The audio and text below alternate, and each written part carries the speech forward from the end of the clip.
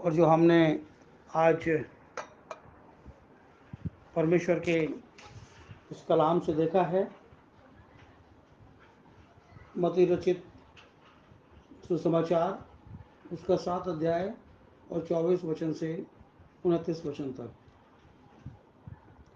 और इसका जो शीर्षक है वह है घर बनाने वाले दो मनुष्य, उनमें से एक बुद्धिमान और एक मूर्ख। और प्रभु यीशु मसीह जब इस बात की व्याख्या यहाँ पे कर रहे हैं तो उस बात को हम बड़ी बुद्धिमानी से और बड़े ही धैर्य से समझने का प्रयास करेंगे कि परमेश्वर का वचन हमारी ज़िंदगी से क्या चाहता है और हमारी ज़िंदगी पर परमेश्वर के वचन की क्या छाप है। बहुत सारे लोग, बहुत सारे व्यक्ति वो परमेश्वर के वचन की गहराई और उसकी सामर्थ्य को नहीं पहचानते, इसलिए वो उसको बड़े सहज एक रिचुअल, जैसे दुनियावी संस्कार होते हैं, उस संस्कार के रूप में लेते हैं। परंतु परमेश्वर का वचन ताया हुआ वचन है। अगर उसको हम दुनियावी रूप में समझने की कोशिश करें, जैसे सोना और चांदी को ताया जाता है निर्मल करने के लिए, उनकी अशुद्धता निकल जाती है, उससे भी अधिक परमेश्वर का ये पवित्र वचन है। क्योंकि भजन संहिता भजन संहिता 102 और उसका मैं पढ़ता हूँ, सॉरी, भजन संहिता 138 नॉट 2, 138 और उसके दूसरे पद को मैं पढ़ता हूँ। यहाँ लिखा है, मैं तेरे पवित्र मंदिर की ओर दंडवत करूँगा और तेरी करुणा और सच्चाई के कारण तेरा धन्यवाद करूँगा, क्योंकि तूने अपने वचन को अपने बड़े नाम से अधिक महत्व दिया है। परम प्रधान परमेश्वर जो है, उसने अपने वचन की अहमियत को अपने नाम से भी ऊपर रखा है, क्योंकि इस वचन के अंदर जीवन है, इस वचन के अंदर चंगाई है, इस वचन के अंदर हर एक प्रकार की वस्तु हमको प्रोवाइड की जाती है, उसके अंदर चीज़ों को पैदा करने की क्षमता है। तो जो इम्पोर्टेंस परमेश्वर के इस पवित्र वचन की है, परमेश्वर उसी वचन के अनुसार अपनी प्रजा से बातें करता है और उनका न्याय करता है। परमेश्वर के आंगन में, परमेश्वर के पवित्र भवन में अगर किसी चीज़ की मान्यता है तो वो है परमेश्वर का पवित्र वचन। वहाँ पर व्यक्ति विशेष मायने नहीं रखता है कि उसको कार्य को कौन अंजाम दे रहा है, परंतु उसको ये इम्पॉर्टेंट होता है कि उस वचन को कौन उसको सुनता है और उसके अनुसार वो चलने का प्रयास करता है। ये हमने देखा। अब मैं पहले इसकी पूरी भूमिका आपके सामने रख दूं, तब मैं उस वचन को जो हमने पढ़ा है उसके ऊपर हम चलेंगे। अब मैं चाहता हूं कि हम निकालें पहला कुरिन्थियों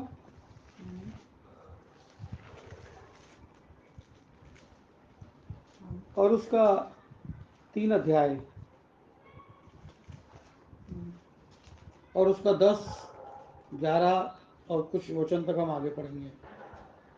क्या लिखा है, परमेश्वर ने उस अनुग्रह के अनुसार जो मुझे दिया गया, मैं यहाँ पर ये जो बोलने वाले व्यक्ति हैं ये प्रेरित पौलुस हैं, और प्रेरित पौलुस उस बात को यहाँ पर बयान कर रहे हैं वो बोल रहे हैं कि परमेश्वर ने उस अनुग्रह के अनुसार जो मुझे दिया गया, मैंने बुद्धिमान राजमिस्त्री के समान नींव डाली, और दूसरा उस पर जो रद्दा रखता है, परंतु हर एक मनुष्य चौकस रहे कि वो उस पर कैसा रद्दा रखता है। हम लोगों में से अधिकांश लोगों को ये एक अनुभव हुआ होगा कि हमने इमारतों को बनते हुए देखा होगा, चाहे आपका स्वयं का घर हो, आपके किसी पड़ोसी का घर हो, या चर्च की बुनियाद हो। ऐसे बहुत सारे एक्सपीरियंस हमारे सामने आते हैं। और जब घर बनाने की बात होती है तो एक ऐसे मिस्त्री की तलाश होती है जो बुनियाद डालने में निपुण हो। घर बनाने वाले को सबसे ज़्यादा चिंता ये रहती है कि उसके घर की बुनियाद अच्छे से पड़े।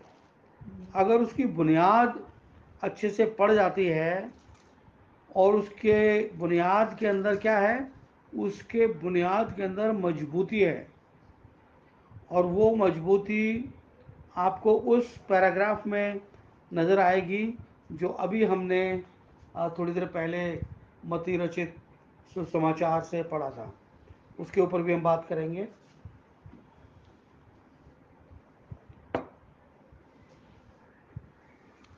तो जब वो बुनियाद डाल देता है, अगर बुनियाद मजबूत है तो उसके ऊपर ऊंची इमारत खड़ी की जा सकती है। पहले चलन था, आज से 100 साल पहले हिंदुस्तान में एक मंजिल की इमारत बनती थी। एक मंजिल की इमारत बनती थी। पहले कच्चे घर होते थे, तो जब मजबूत घर बनने लगे तो एक एक मंजिल की इमारत बनने लगी। बाद में 2-2, 3-3 मंजिल की इमारतें बनने लगी। अब भी पूरे हिंदुस्तान में अधिकतम जो घर हैं वो 4 मंजिल के बनते हैं, मगर इसी हिंदुस्तान में 30-30, 40-40 माले की बिल्डिंगें भी बनती हैं।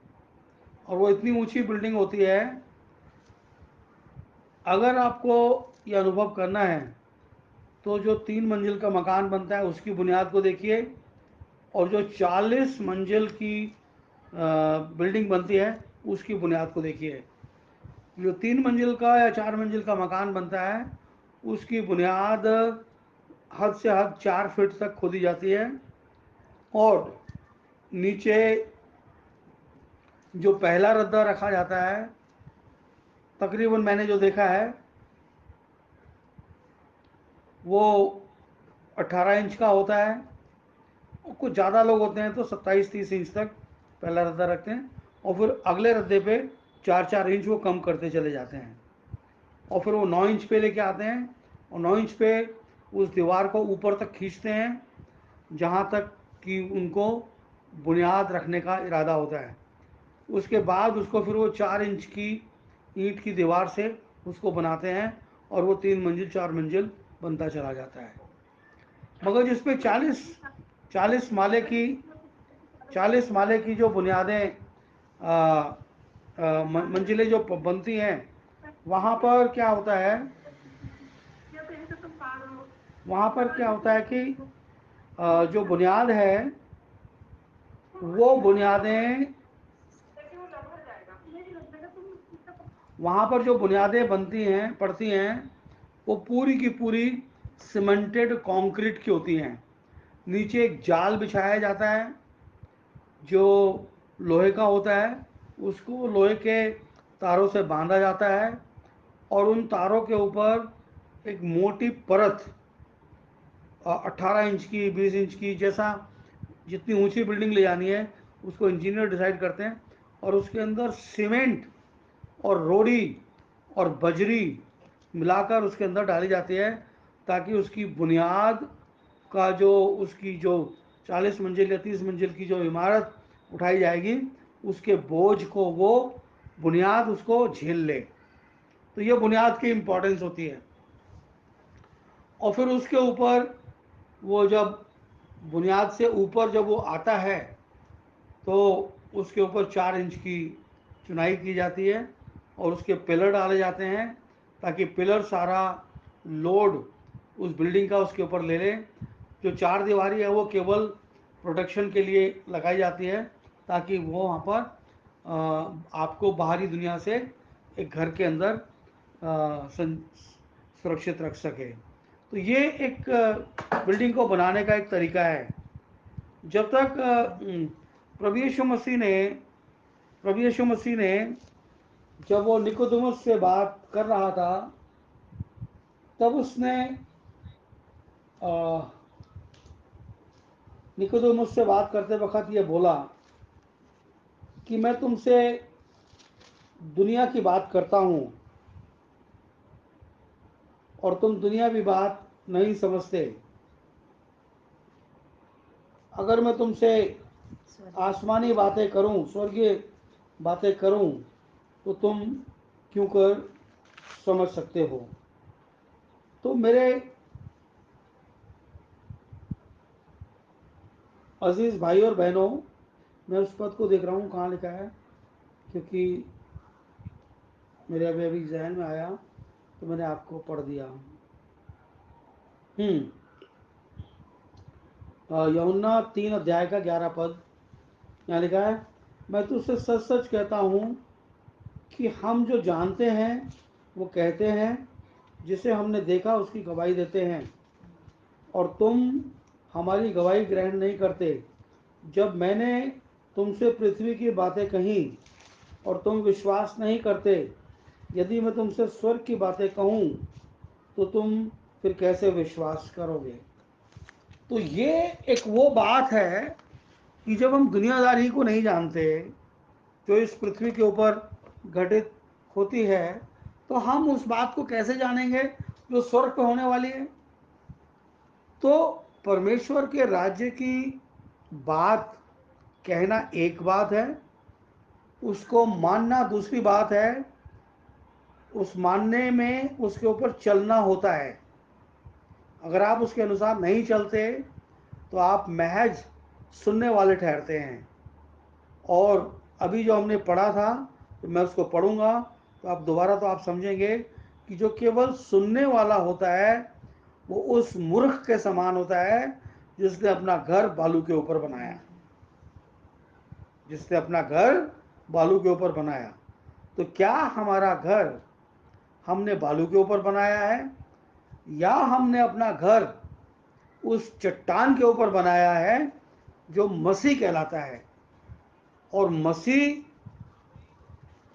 जो हमारी चट्टान है, अगर हम उसके ऊपर अपना घर बनाते हैं तो उसकी बड़ी क्लियर इंस्ट्रक्शंस हैं, और अगर हम उन इंस्ट्रक्शंस को फॉलो नहीं करते, नहीं समझते, तब हमारा अपना कोई वजूद इस पृथ्वी के ऊपर बचता नहीं है।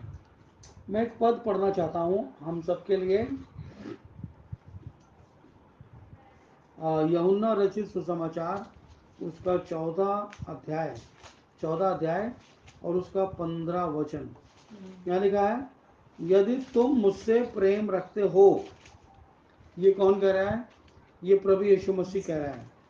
वो कहता है, यदि तुम मुझसे प्रेम रखते हो तो मेरी आज्ञाओं को मानोगे, और मैं पिता से विनती करूंगा कि वो तुम्हारे पास एक सहायक देगा और वह सर्वदा तुम्हारे साथ रहे, अर्थात सत्य का आत्मा, जिसे संसार ग्रहण नहीं कर सकता, क्योंकि वह ना उसे देखता है और ना उसे जानता है। तुम उसे जानते हो, क्योंकि वह तुम्हारे साथ रहता है और वह तुम में होगा। ये कब होगा? जब हम परमेश्वर की आज्ञाओं को मानेंगे, तब वो पवित्र आत्मा हमारे साथ होगा और हमें गाइडेंस लीड करेगा। कंडीशन क्या लगाई प्रभु यीशु मसीह ने? प्रभु यीशु मसीह ने कंडीशन लगाई कि यदि तुम मुझसे प्रेम रखते हो तो मेरी आज्ञाओं को मानोगे। लोग कहते हैं कि हम परमेश्वर से प्रेम करते हैं, तो सवाल ये उत्पन्न होता है, क्या वो उसकी आज्ञाओं को भी मानते हैं? अगर वो उसकी आज्ञाओं को मानते हैं तो वो वास्तव में परमेश्वर से प्रेम करते हैं। अगर वो उसकी आज्ञाओं को नहीं मानते तो ये उनको खुद फैसला करना चाहिए कि वो परमेश्वर से क्या प्रेम करते हैं या नहीं करते। मैं कौन होता हूँ किसी का फैसला करने वाला? फैसला करने वाला तो प्रभु यीशु मसीह है और वही फैसला करेगा। इसी अध्याय के 25वें पद में लिखा है, ये बातें मैं तुम्हारे साथ रहते हुए तुमसे कहीं, परंतु सहायक अर्थात पवित्र आत्मा पिता मेरे नाम से भेजेगा, वह सब बातें सिखाएगा और जो कुछ मैंने तुमसे कहा है वो सब तुम्हें स्मरण कराएगा। जब पवित्र आत्मा की प्रेजेंस व्यक्ति विशेष के जीवन में, कलीसिया के बीच में होती है तो परमेश्वर का आत्मा हमें बताता है कि ये कार्य करने का है, ये कार्य ऐसे करने का है, इसका ये तरीका है, और उसी के अनुसार चल के हम उसको अंजाम दे सकते हैं। तो अभी तक आपने ये देखा कि मसीह जो हमारी चट्टान है, अगर हमने उसके ऊपर घर बनाना है तो हमने क्या करना है? आज्ञाओं को मानना है। आज्ञा कहाँ पाई जाती है? आज्ञा परमेश्वर के पवित्र वचन में पाई जाती है। अब थोड़ा आज्ञाओं के ऊपर थोड़ी सी चर्चा कर लेते हैं।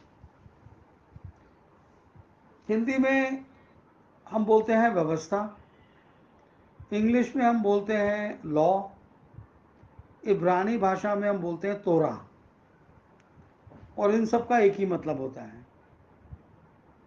जो तोरा है,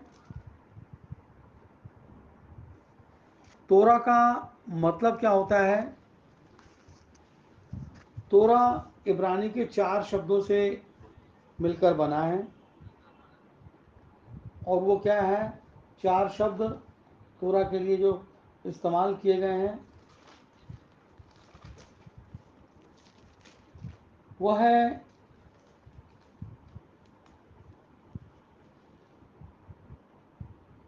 ताव, वाव,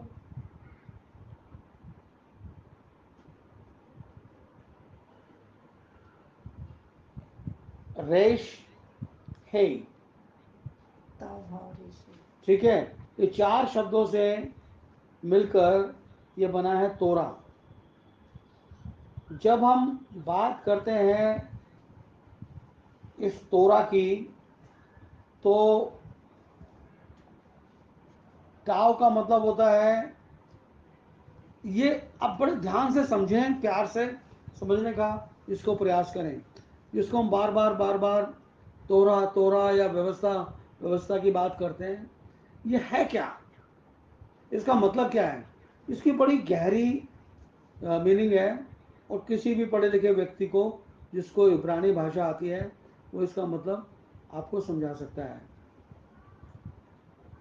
जब इसके इसके जो मैंने तोरा पढ़ा, इसके मतलब होते हैं जो मैं आपको बता सकता हूँ, जो कट एंड पीसेस के अंदर लिखे हुए हैं।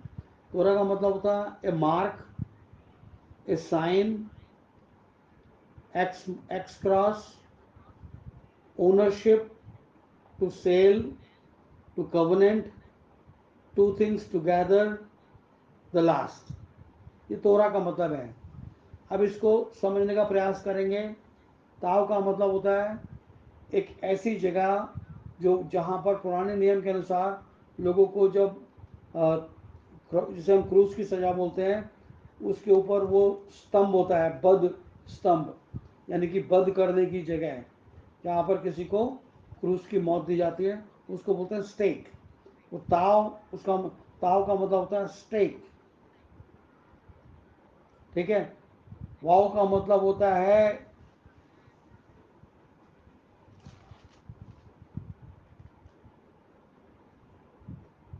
कील।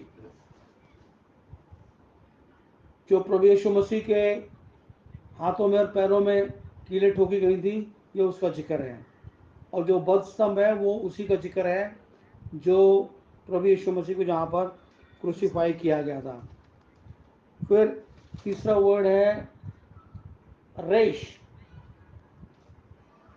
सृष्टि का सर्वश्रेष्ठ पुरुष, और वो सर्वश्रेष्ठ पुरुष कोई और नहीं, वो प्रभु यीशु मसीह है। ठीक है। और हे का मतलब होता है बिहोल्ड। बिहोल्ड का मतलब है ध्यान से देखना। तो क्या यहाँ पे निकल के आता है, ध्यान से देखो उस मनुष्य को जो सृष्टि का सर्वश्रेष्ठ है, उसको बंद स्तंभ के ऊपर टांग कर कीलों से जड़ा गया। तो तोहरा का मतलब यह है, तोहरा हमें उस बंधन से निजात देती है जो गुनाहों के कारण हमारी जिंदगी में आया। जब हम इसको देखते हैं तो ये हमें प्रतीक होता है कि जिसको हम व्यवस्था कहते हैं, व्यवस्था वास्तव में हमें पाप से छुड़ाने के लिए परमेश्वर ने बनाई। ठीक है। और जब हम बात करते हैं यहोवा की, हम हिंदी में पढ़ते हैं यहोवा, और इब्रानी में भी उसको यहोवा ही कहते हैं। उसको जब इब्रानी में लिखते हैं तो उसके लिए 4 शब्दों का उच्चारण किया गया है, योद है, वाव है, योद है, वाव है। जब हम योद की चर्चा करते हैं, जब हम योद की चर्चा करते हैं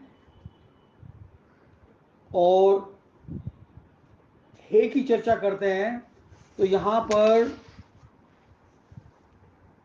2 दफा हे शब्द का इस्तेमाल किया गया है, योद हे और वाव हे। योद का मतलब होता है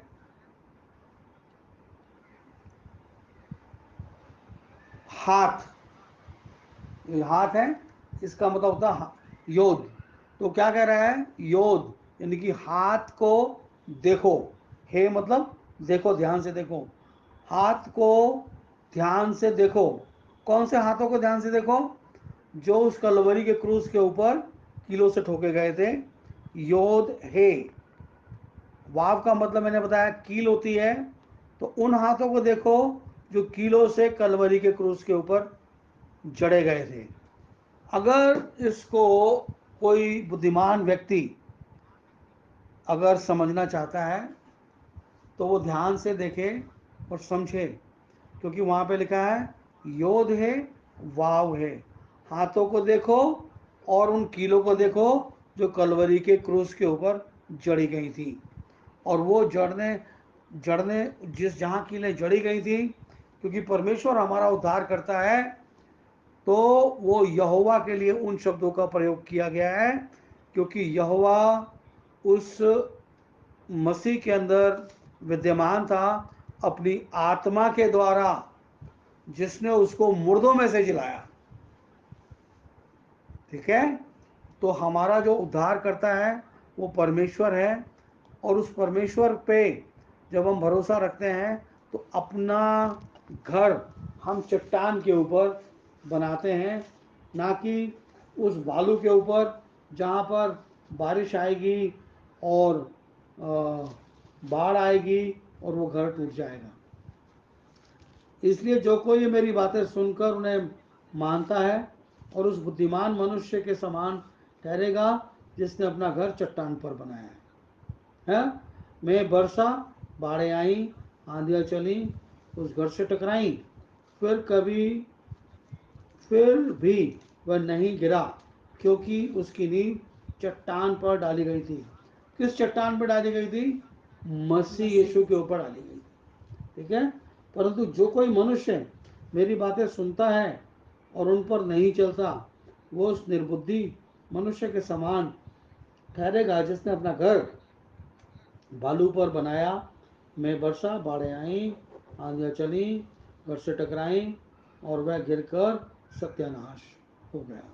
तो हमें अपने ईमान का जो घर है वो मसीह यीशु के ऊपर, अपनी उस चट्टान के ऊपर बनाना है, ताकि हमारी ज़िंदगियों में कितनी भी उथल पुथल क्यों ना आ जाए, हम उससे व्याकुल ना हों। और हमारी ज़िंदगियों में जो उथल पुथल आती है या परेशानियां आती हैं, ये मैं आपको बतलाना चाहता हूँ अजीज़ों कि ये हमें हमारे ईमान से डिगा नहीं सकती, ना हमें कमज़ोर कर सकती हैं, परंतु ये हमें उस मंजिल पर ले जा सकती हैं। हमारा जो डेस्टिनेशन है, हमारी मंजिल क्या है? प्रेरित पौलुस ने कहा कि जो चीज़ मेरे लाभ की थी उसको मैंने कूड़ा समझ लिया, और कूड़ा समझकर उनको मैंने क्या करा? कूड़ेदान में डाल दिया, फेंक दिया। अब जो मेरे लाभ की हैं उनको देखकर मैं निशाने की ओर दौड़ता चला जाता हूँ, और वो पद प्राप्त करूं जो मुर्दों में से जी उठकर प्राप्त होता है, यानी कि मृतकों उत्थान के पद को, रेजरेक्शन के पद को मैं प्राप्त करूं। आज हमारी जो दौड़ है वो अनंत जीवन की है, और इस अनंत जीवन की दौड़ को सहजता से आप प्राप्त नहीं कर सकते, ना परमेश्वर के वचन को तोड़कर या उसको तुच्छ जानकर आप उसको प्राप्त नहीं कर सकते। उसके लिए आपको पहले अपने आप को सरेंडर करना पड़ेगा परमेश्वर के पवित्र वचन के सामने, और उसको अंगीकार के साथ स्वीकार करना पड़ेगा, क्योंकि रिपेंटेंस हमारी ज़िंदगी का एक बहुत बड़ा हिस्सा है। जब तक हमारी ज़िंदगी में वो वास्तविक रिपेंटेंस नहीं आता, तब तक हम अपने आप को उसी धरा पे पाते हैं जहाँ पे हम पैदा होकर बड़े हुए और चलते चले आए। क्योंकि परमेश्वर का जो वचन है वो हजारों पीढ़ियों के लिए ठहराया हुआ है, और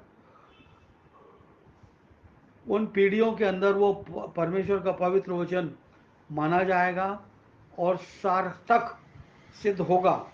क्योंकि हमने एक वचन बार बार हमने पढ़ा और सुना, देखा, और वो वचन था, मैंने लास्ट टाइम भी कोट किया था, कि दाऊद ने कहा कि शेर बवर के बच्चे तो भूखे रह सकते हैं, पर यहोवा के डरवैयों को किसी भली वस्तु की घटी नहीं होगी। तो ये एक मोटिवेशनल कोटिंग नहीं थी, इसके अंदर वास्तविकता थी, और ये वास्तविकता उस दिन पूरी होती है जब डैनियल को शेर की मांदों में डाला जाता है। वो शेर भूखे थे और डैनियल उनके लिए खुराक के रूप में डाला गया, और जब डैनियल को वहां डाला गया तो बाइबल कहती है कि शेरों के मुंह बंद रहे और वो शांत रहे, क्योंकि अगली सुबह को जब राजा ने दी आवाज कि हे डैनियल, क्या तेरे परमेश्वर ने तुझे बचा लिया? तो वो बोलता कि हाँ राजा, मेरे परमेश्वर ने मुझे बचा लिया। तो ये परमेश्वर का वचन है जिसके अंदर सामर्थ है। हम अपनी पर्सनल सहूलियत के लिए किसी चीज़ को मोल्ड नहीं कर सकते। अगर हम मोल्ड करते हैं तो हमारा घर उस बालू के ऊपर बनाए हुए घर के समान ठहरने वाला है। क्योंकि एक अंतिम पद पढ़ के मैं समापन की ओर ले जाऊंगा। एक पद पढ़ता हूं मैं कि अपने सबके लिए, यहूदा की पत्री से 3रा पद है। हे प्रियो, जब मैंने तुम्हें उस उद्धार के विषय में लिखने में अत्यंत परिश्रम से यत्न कर रहा था जिसमें हम सब सहभागी हैं, तो मैंने तुम्हें यह समझाना अवश्य जाना कि उस विश्वास के लिए पूरा यत्न करो जो पवित्र लोगों को एक ही बार सौंपा गया है। आमीन। तो जो विश्वास है, पवित्र लोगों का विश्वास, वो पवित्र लोगों को एक ही बार सौंपा गया है। इस पृथ्वी के ऊपर अनेकों विश्वास हो सकते हैं, मेथोडिस्ट का विश्वास, पेंटिकॉस्टल का विश्वास, बैप्टिस्ट का विश्वास, यहोवा विटनेस का विश्वास, 7 डे एडवेंटिस्ट का विश्वास। ये विश्वास एक विश्वास के खंड हैं छोटे छोटे। ये विश्वास संपूर्ण रीति से नहीं है, और वो अपने उसके अंदर मस्त हैं। उनको मस्त रहना भी चाहिए कि हर एक इंसान उसी कार्य को अंजाम देता है जिसके लिए वो बनाया गया है, क्योंकि मैं दूसरे का काम नहीं कर सकता और दूसरा कोई मेरा काम नहीं कर सकता।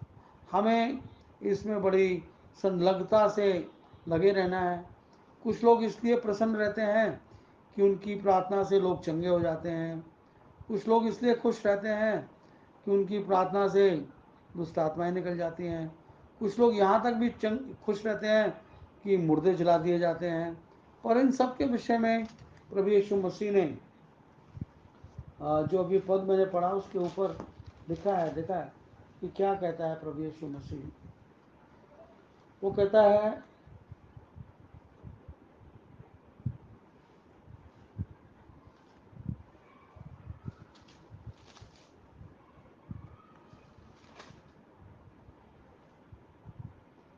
जो मुझसे हे प्रभु कहता है, उनमें से हर एक स्वर्ग के राज्य में प्रवेश ना करेगा, परंतु वही जो मेरे स्वर्गीय पिता की इच्छा पर चलता है। स्वर्गीय पिता की इच्छा यानी कि अभी जो हमने देखा, प्रभु यीशु मसीह ने कहा कि अगर तुम मुझसे प्रेम करते हो तो मेरी आज्ञाओं को मानोगे। अगर हम स्वर्गीय पिता की इच्छाओं को चलते हैं, प्रभु यीशु मसीह की आज्ञाओं को मानते हैं, तो वास्तव में परमेश्वर का एक बड़ा प्रतिफल हमारे लिए इस पृथ्वी के ऊपर रखा है, और हमें उसको ले लेना है। अगर आज आपकी ज़िंदगी में कोई भी प्रकार की रुकावट, दुख या तकलीफ़ आती है, उसको आप अपने लिए चैलेंज मानिए प्रभु यीशु मसीह में, और आनंद भी मानिए। क्योंकि दाऊद ने कहा कि अच्छा हुआ, मुझे दुख हुआ कि मैं तेरी व्यवस्था को जान पाया। अगर आपकी ज़िंदगी में कुछ तकलीफ़ आई है तो वो इसलिए भी आ सकती है कि आप उसकी व्यवस्था को जान पाएँ। तो मेरे अजीज़ों, आप सबको प्रभु यीशु मसीह आशीष और बरकत दें। हम लोग आज इस विषय को यहीं पर रोकेंगे। आपके कोई सवाल होंगे आने वाले समय में तो आप भेज सकते हैं लिखकर मुझे, ताकि मैं उनका